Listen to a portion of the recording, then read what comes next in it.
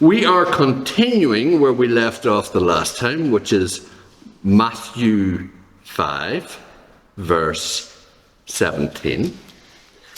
Now, I'm going to read from two Bibles today, and possibly only for one verse. So I just want to get that sorted out. And I'll explain the reason for this as we go through.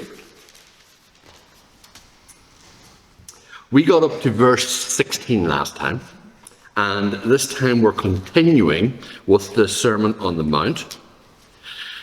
We hope, if successful, to get to the end of chapter 5. That's our aim today, okay?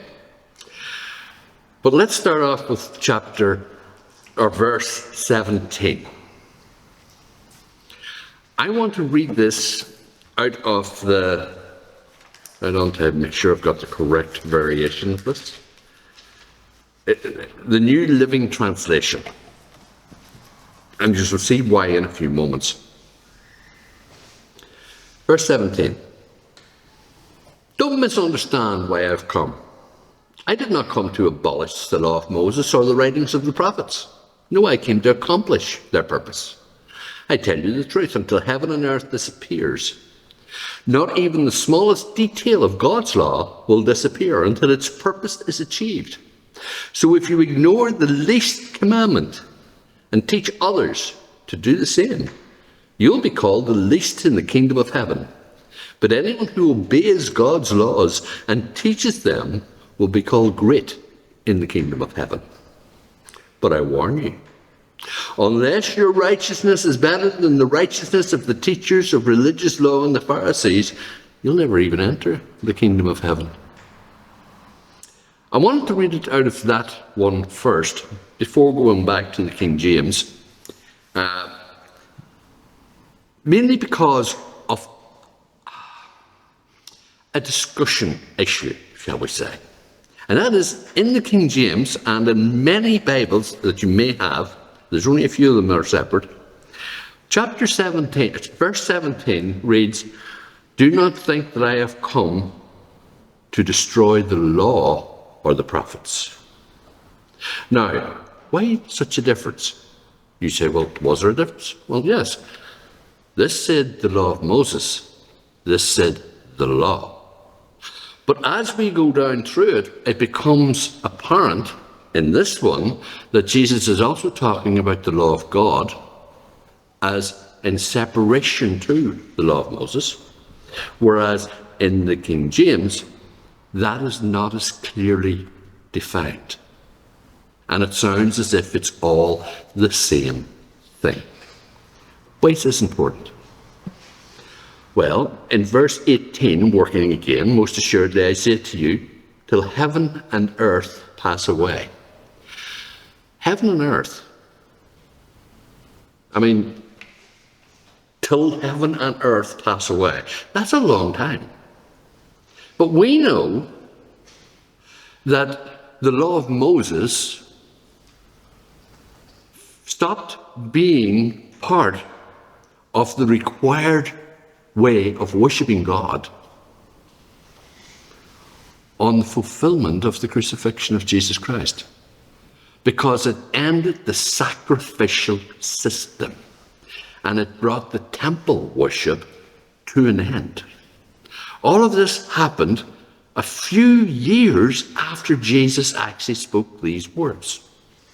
And as we go down through the rest of this sermon that he is going into, we begin to realize that he wants to prepare the church, his disciples, the ones who will be coming after him, as to what their mission statement is to be.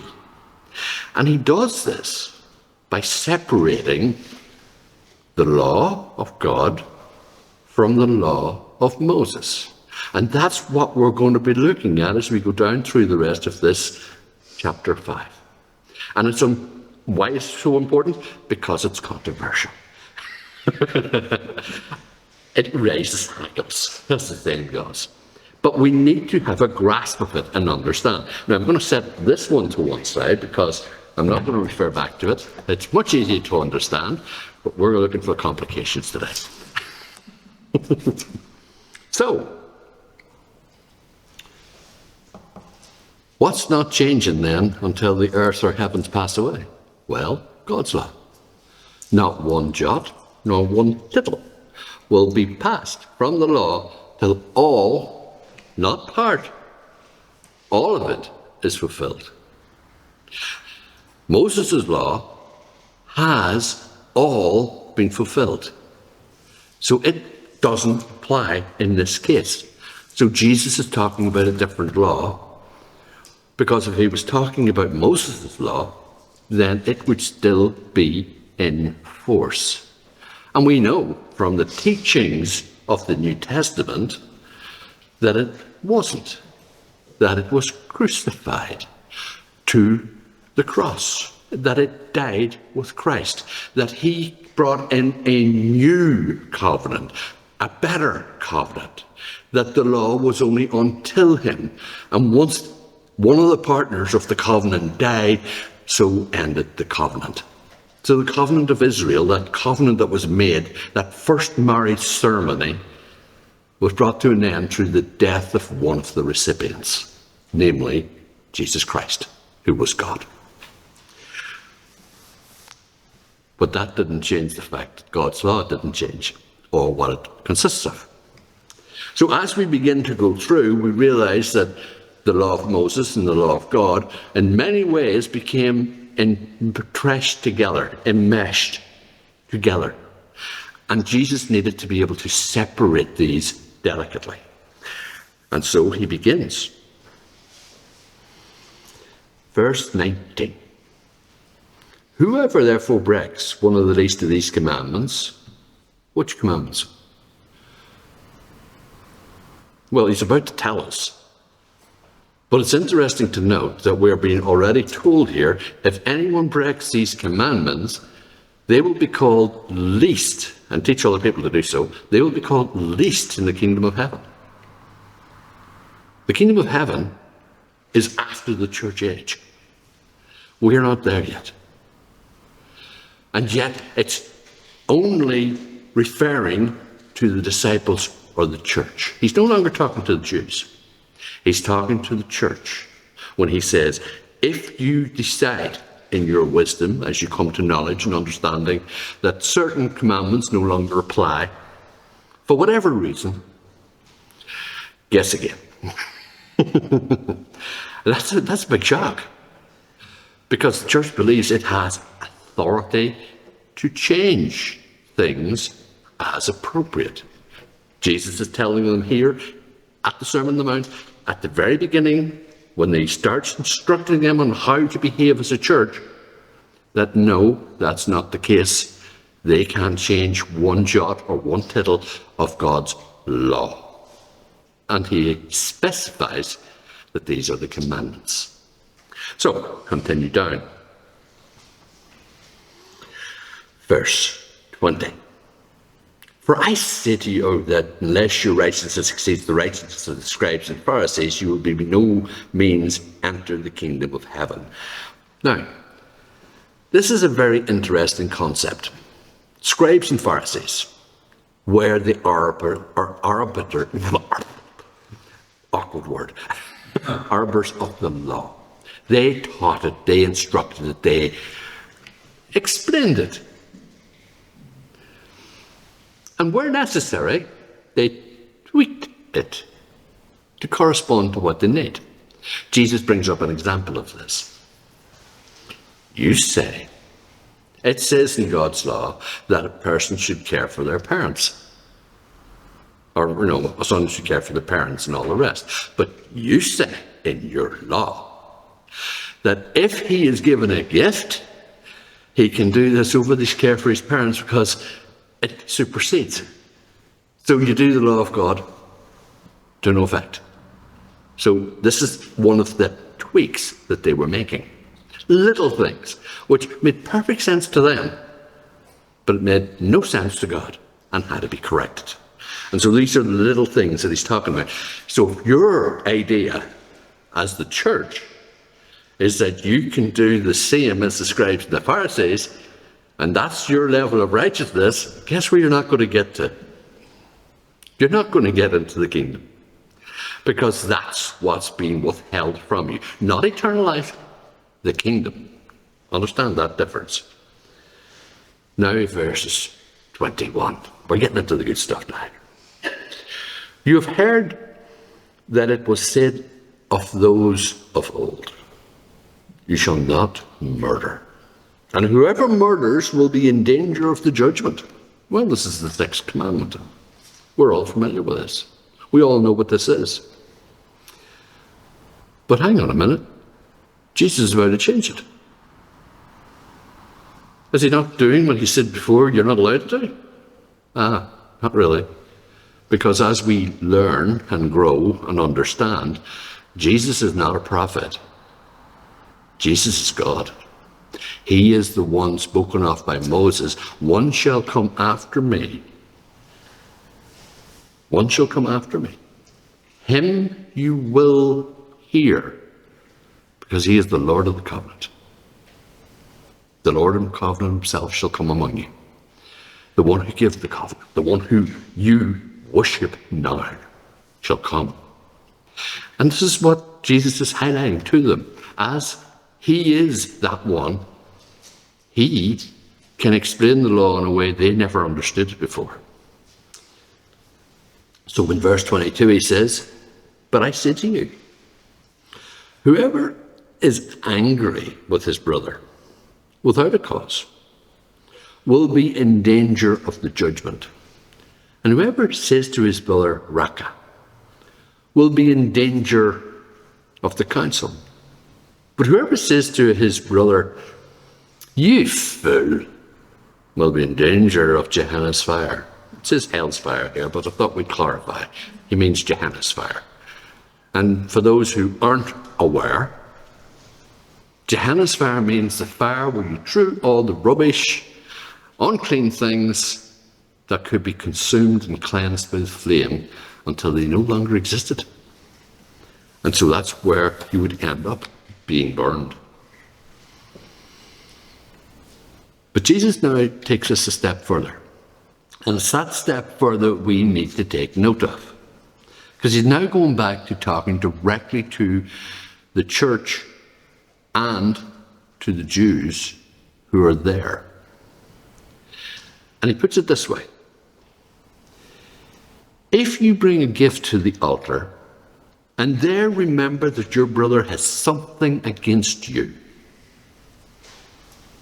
leave your gift there. Let it just sit there right before the altar. Now, I want to take that for a moment and understand exactly what the Jews understood this to be. The altar is where the sacrifice of the lamb is. And the person presenting the gift is about to put their hand on the head of the gift before the priest kills the animal, takes its blood, sprinkles it on the sides of the altar, and takes the internal organs and burns them. Well, they throw some out, but they burn the fat of them and they burn the different parts.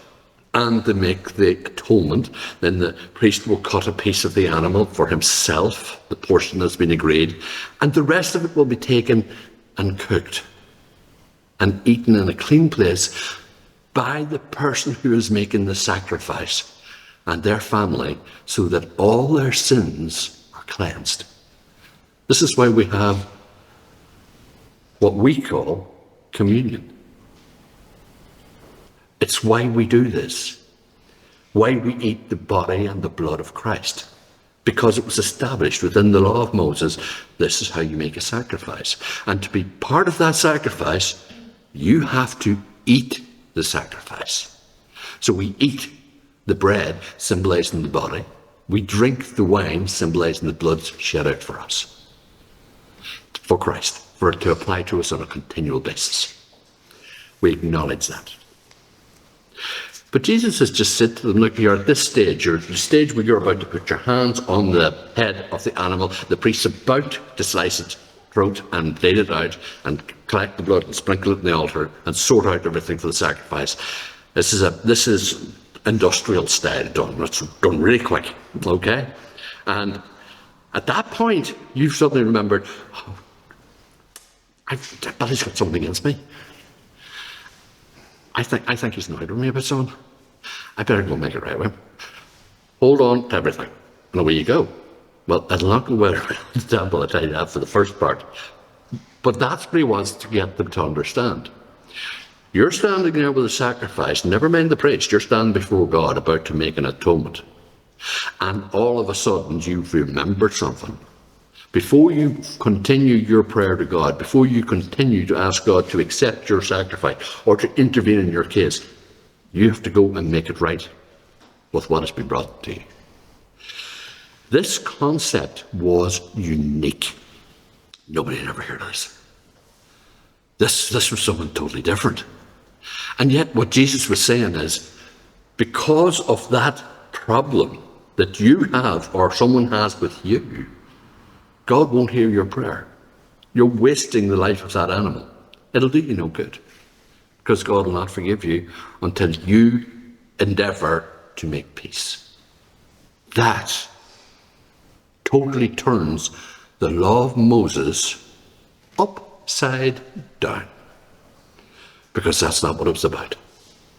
The law covered your sins, no matter whether you acknowledged them or were even aware of them. You just had to say, I may have made a wee mistake somewhere, I'll offer a wee offering and that'll sort me out, even though I don't know what it is. But now Jesus is saying, the moment you become aware, you have to go and get this sorted. So that scared them, to say the least. He also goes on to say, also, if you're in a dispute with somebody,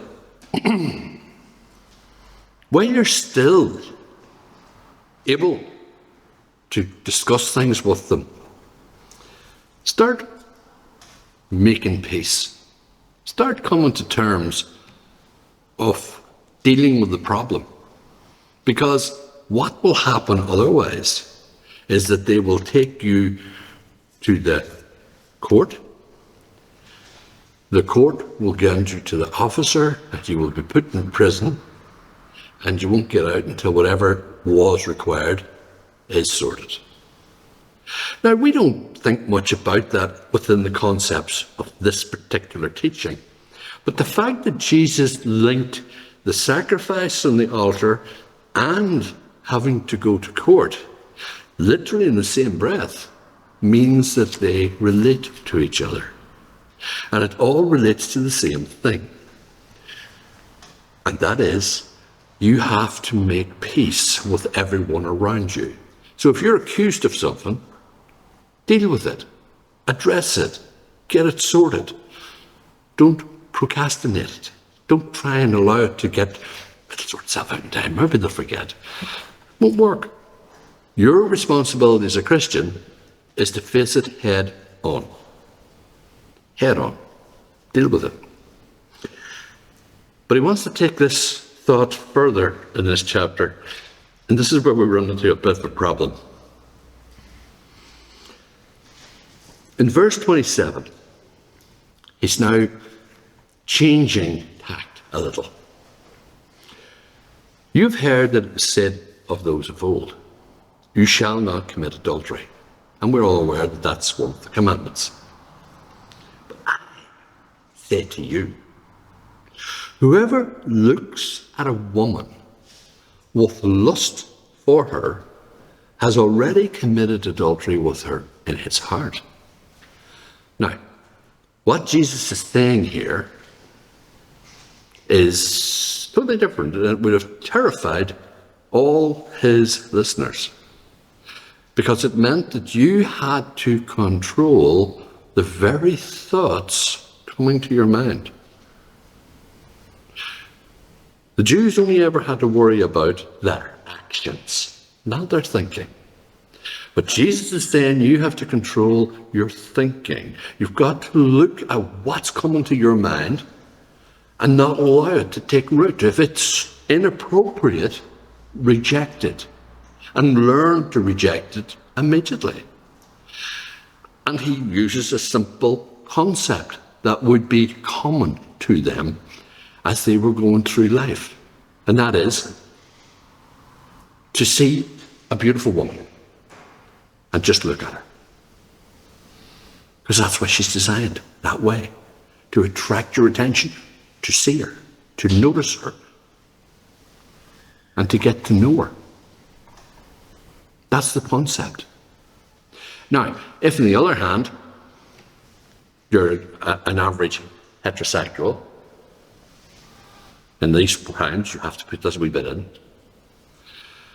and you looked at a man who women find attractive, you're not gonna see it. I suppose he's all right. I don't see nothing special about him. Why? Because he doesn't have any attraction to the male who's a heterosexual. But the woman, totally different kettle of fish. Suddenly he said, whoa, oh, she looks good. That's the standard. And Jesus is using what they understood and comprehended as a natural process and said, see that woman? The nice looking one? If you start thinking about her in bad ways, you sin. It's exactly the same as if you went out and seduced her. And people go, no, it's not. Yeah, it is. That increases the whole level of the law, because what God is doing is showing us the difference between the physical manifestation of law and the spiritual manifestation of law.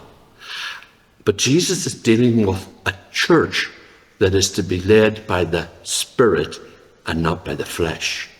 We have to live in the world, so we have to understand the difference between physical and spiritual.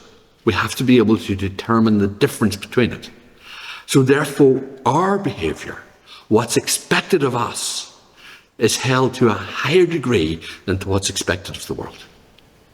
Not just in whether or not our language is appropriate, but our thought process has to be appropriate. And that's an ongoing struggle, as we all know. But Jesus has begun to address that. He wants to get the evidence across to them. He wants to get the importance of this. So he uses another little explanation. If your right eye causes you to sin, in other words, you saw that woman, oh, she's really good, she's really lovely looking. And then you realised it was your this eye that was causing that. Well, you'd be safer, rather than allowing it to pull you into sin, to literally get a spoon and throw the eye out. Look at it. For it's better to go into the kingdom with just one eye than the fires of Gehenna, hell, with two. Nobody actually thought he meant, do people really have to take an eye out? No. But they understood the principle of what he was saying. What would you give for forgiveness if you were found guilty of that? What would you give? Would you give your right eye?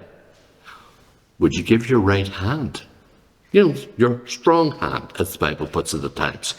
Your main hand, the one you use. So if you're a left-handed person, it would be the left hand he's talking about, and if a right-handed person, the right hand.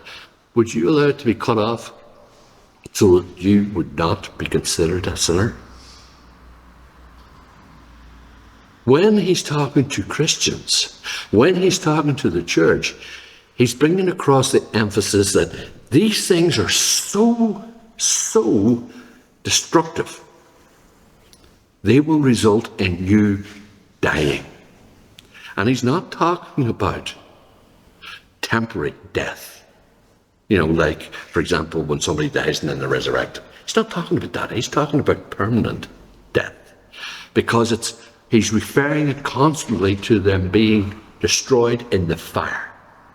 Burnt up, gone, forever. And that's what that terminology means. To be burnt is to be destroyed forever. And there's nothing there to bring back. And that's the concept of that. So now as we move on down through here, we'll go to verse 31. Therefore it has been said. Now this is a change of shift, if you like, because he's now stepped away from the law of God and went directly into the law of Moses. Now we know this because this part that he's about to say, he has explained when he was discussing this with scribes and Pharisees on another piece of the scripture. He described this was an allowance made by Moses. It was never allowed or agreed by God. So he's now shifted to something that belongs totally to the law of Moses. Therefore it has been said, whoever divorces his wife and gives her a certificate of divorce, he can do that. He can just decide, man, didn't like the way you cooked me eggs today, so I'm just writing you this letter of divorce and away you go. That's it. We're finished. Bye. That was how it worked. And it could be for that little reason. Once the person no longer made the person happy, they could divorce them. Now, the woman couldn't divorce the man. The man could only divorce the woman. It was a different thing. But Jesus is going to pull them up on this. Verse 32. But I say to you that whoever divorces his wife for any reason, except for sexual immorality, causes her to commit adultery. And whoever marries a woman who is divorced commits adultery. So he's hitting them with two levels of problem here. The first one, very simply, if we're talking about a man wanting to divorce, there's only one reason that God will permit it. And that is if she has been sexually impure. In other words, he cannot guarantee the children are his. That's what it's about. But if he just decides to put her away, he has caused her to commit adultery. And the blame of her adultery falls back on him because of what he has done. Because this is the concern. Because as far as God's concerned, she's never stopped being married to him. The wee piece of paper didn't apply. That's the situation. Again, you have heard of old, you shall not swear falsely, but shall perform your oath to the Lord. Now, sometimes we look and say, well, that's a different one again. No, it's not. We're back to that original one. Why? Well, what was your oath at your wedding? Ultimately, till death us depart. That was it. And God, Jesus is again bringing to them that why this is such a problem is not because of what people are doing, but rather because of how it's impacting on your relationship with God. Now, the situation is we live in a modern world and there's a lot of rules and there's a lot of regulations and there's a lot of things. But we know that everything has been permitted to us in Christ because we did these things before we came to know him. And as we've come to know him, he's accepted us as we are and made us right in his sight through his blood. That is it. So, for example, if you have a tattoo, which is forbidden, it's not a problem with God because you didn't go out and get the tattoo after you were a Christian. That's the concept, right? Now, in reality, many Christians go out and get tattoos all the time because they've lost the significance of what the tattoo represents. We do know what a tattoo represents, don't you? It represents ownership. In other words, if you were a servant in a house, you belonged to your owner. Now, if you were an Israelite, you could only serve for so many years, say 7, at which case you were sent away, given a wee bit of money, opportunity to start again, and that was it. But, and this is the best bit, You could always refuse to go. But to do so, you would become a permanent slave. You're his property. And in order for that to be with regard to an Israelite, you would receive a punch going through your ear. That has to be done in front of witnesses at the house of the owner that who wants you from now on. And because that's a punch through the ear, you've got a piece of metal stuck in your ear, if you like, that's always going to be evident. So anyone who sees your earlobe with a big hump of metal stuck in it knows you belong to somebody. And if you had a tattoo, then you belong to a god, to a different god, to whichever god required which tattoo to mark your skin with. So these were parts of the pagan system. Today, nobody knows this. Not taught. And because they don't know this, they're going around, they're piercing their nose, they're piercing their ears, they're piercing their tongues. We'll not go into the rest of it. They also are getting tattoos. Some are totally covering their body with tattoos, not aware of what the significance of these things are. Now, if they aren't aware, and then they come to know God, he's not going to hold that against them. That's the beauty of it. Jesus has forgiven them through his sacrifice because they were in the world, they were subject to everything in the world. But once they're in the church, that's not the same case. They now need to be aware of all these things. Now, does that mean that a Christian can never sin? Of course they can sin. And they can be forgiven. But only, and this is important, if it's true ignorance. Once they do it with the knowledge of what they're doing, they can never be forgiven because they've rejected the first sacrifice made for them. So you see why Jesus is bringing all these things in, and he's bringing it to a level where the people are fully grasping the difficulty he has with them. So he now moves on. We've gone that bit, we've done that bit, we're going that bit. We're now into this 33 again. You've heard it said of old, you shall not swear falsely, but you perform your oaths to the Lord. Oh, we know this is the situation. And we showed you an oath is also a marriage ceremony and all the rest. But now Jesus is saying something very interesting. As a Christian, you're not to make an oath. Well, that was awkward. I got married. I remember making a promise. Does that mean that God no longer loves me? Of course not. But he doesn't want me to use an oath to confirm a yes or a no. That's the difference. So, when you are conducting your life and somebody asks you, do you promise to do that? And you say, I do promise. You've taken an oath. So the angels, don't worry about them. They're always listening. A promise is an oath.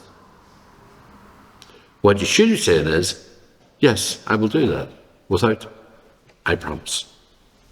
Now, it's a very old oath, but that's what it was. And it used to go back, you can actually trace it back all the way to Abraham, where he made his servant put his hand under his thigh and take an oath. Well, that was a promise that he would do it. And that was how the whole things worked. It was to raise or to highlight to the person that this is a binding contract between us, that you're going to do this. It's a contract. Now, all contracts are overseen by God. So when you get yourself stuck in a contract, it's God who is agreeing it. So whatever you agree to, be prepared to do. So Jesus is telling us here, it's better for you not to get into a contract and say yes or no, because that's all that God requires of you. If you say yes, he will back you to be able to perform whatever it was that you are undertaking.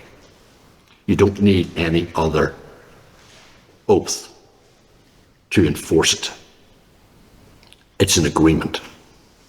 And he will back you to do that. If you say no, likewise, he will agree with your reasoning for that. Either way. And that's as far as it should go. This is recognised in British and American law. It's in other places too, of course. And in a court of law, rather than taking an oath to tell the truth, you can affirm, which means you will say yes and no. But it's based on your integrity, your honesty. You're not being held to anyone's account. And you're not swearing on the Bible, you're not swearing on the name of God, and you're not incurring any wrath upon yourself should you make a mistake or not be able to do it. Imagine you say, I'll arrange to pick that up for you on my way home from work, but you had a heavy day at work, and on your way you drove past the shop that you were to pick the thing up with. Do you think it would be fair for you to be punished for that? And not just a punishment from the person who's disappointed, but by God? To withhold blessings from you? To place sickness or disease upon you? To take away your livelihood? Or to even to allow you to die because you didn't stop or didn't remember to stop? Do you think that's fair? Of course not. But that's what an oath means. You agree to the penalty if you do not fulfill it. And it's only when you understand the severity of the penalty that you realize why you're not to make an oath. Whatever you promise to God must be complete. It doesn't matter what it is. The Bible shares one such promise which we recoil at. A man said, whoever and whatever comes through my door, I will sacrifice to you. His daughter came through the door. He was devastated. Totally devastated. Do you think if he could have broke that promise and walked away from it, he wouldn't have? But he also knew he had made it to a God who had just granted what he had asked, made him able to win against a very strong enemy. And there's nothing he could do. We have to remember that what we say matters. Our words are our bond. As we speak, so it is. And God is the one who will stand over what we say and bring it about. That's a big statement. You say, hang on, William, does that not only apply to prophets? You are prophets, in that the Holy Spirit is the spirit of prophecy that lives within you. So it applies to all of you, everyone. So we can see why Jesus is saying, do not swear, do not take an oath. It's quite significant. He also says to you, you also have no control over certain things. So, for example, he was saying, do not swear either by heaven or by God's throne, nor by the earth, for it's his footstool, nor by Jerusalem, for it's the city of the great king. Now, when Jesus is saying this, and the people heard that, who was the great king? Well, they didn't have a great king, but they knew one was coming. They knew the one who was coming was the Messiah. He was the great king. And Jesus said, Jerusalem's his city. So here was the king himself telling the people all these different things. And it's thrown in there and we almost do it. Do not swear by your own head. You'd think, well, swear by your own head should be all right. Because you can't even make a hair white or black by thought alone. I know we could diet, I understand that. But I mean, you can't change it other than that. You can't even stop, in my case, going bald. Just happens. No control over these things. Let your yes be yes, your no be no, whatever. Anything more than these is from the evil one. Now, you didn't think that every time you promised something, or, pinky promise, or whatever it is, That's actually Satan is tricking you, deceiving you into making a promise that's going to cause you problems and difficulty, because then he'll try and trip you up at every opportunity he gets. So yes or no, that's it. Verse 38. Only 10 verses to go, folks. We're doing well. You have heard that it was said, an eye for an eye, and a tooth for a tooth.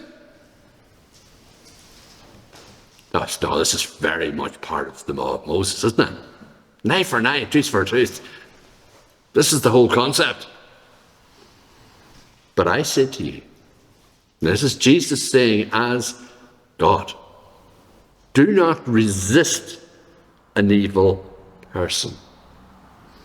But whoever slaps you on the right cheek, turn the other to him also. If anyone wants to sue you and take away your tunic, let him have your cloak also. And whoever compels you to go 1 mile, go with him 2. Give to him who asks of you, and from him who wants to borrow from you, do not turn away.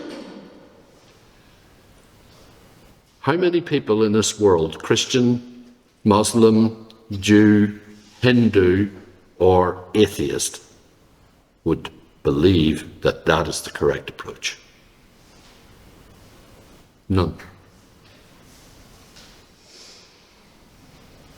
Each one teaches you you have the right to defend yourself. You have the right to defend your country. You have the right to defend your people. You have the right to defend your family. You have the right to defend your animals, your land, whatever's yours. God says, don't. Don't resist them. Don't defend yourself. Accept whatever comes against you. Do nothing. Do you know how hard it is for Christians? Just that one little piece of scripture. That has stopped more people making their confession to Jesus Christ than anything else. That one thing. And the point is, most Christians don't obey it anyway. They say, that's not what he meant. It is what he meant. He said it. He specified. You have heard it said. And then he said, but I say. So what does it mean? Why does he want you to yield? Because you are his representatives. You're not the holy people of God. You are his witnesses on this earth until he returns. And as his witnesses, you are to reflect him. And he did not reject the cross. He did not fight against the beating. He did not stop them pulling the hair out of his beard. He did not work against them or raise an allegation against them or curse them or shout at them or claim that he had legal rights. He was like a lamb coming to the slaughter and quietly accepted it all. And he's asked you to be prepared to do the same thing. That's the highest order of worship you can offer Jesus Christ, is to obey him and reflect him to this world. There's nothing higher. Do you see now when Jesus was given this Sermon on the Mount, he was kind of getting into very deep stuff with them. And we're not even a third of the way in, because there's 3 chapters of this and we're still in the first chapter. You have heard. This is verse 43. We are getting towards the end, so don't panic. You have heard that it was said, you shall love your neighbour and hate your enemy. It's in two different places, by the way. It's not, not one saying. But I say to you, love your enemies. Bless those who curse you. Do good to those who hate you. Pray for those who spitefully use you and persecute you, so that you may be considered the sons and daughters of your Father who is in heaven. For he makes his sun shine on the evil and on the good, and sends rain on the just and on the unjust. For if you love those who love you, what reward do you have? Do not even the tax collectors do the same? And if you greet your brethren only, what do you do more than others? Do not even the tax collectors do so? Therefore you shall be perfect, even as your Father in heaven is perfect. In other words, Jesus' expectation of his church was to reflect not just him, but the fullness of the Father that he was revealing to them. To be like God in attitude, in thought, in mind, and in action.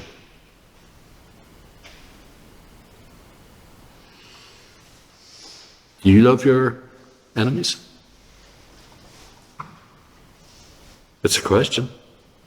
Do you know who your enemies are? Your enemy is anyone who is standing contrary to what you believe, or what you want, or what you think is right. Do you love your enemies? For many, many Christians, the answer is no. They don't love their enemies. But we are commanded to do so. I'm going to stop there because that's the end of chapter 5. And you can imagine, as we've been going through this, that there's a lot more in this Sermon on the Mount than originally thought. So who knows what will happen with chapter 6 and 7, but we'll see that over the next few minutes. Thank you.